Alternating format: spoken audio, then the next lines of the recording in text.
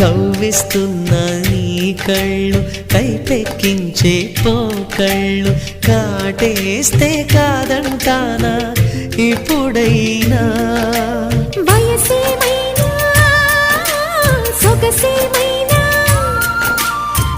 మరపించే మనసేమైనా నవ్వు నవరాత్రి నీ కోసం తీసుకువస్తున్నా మైనా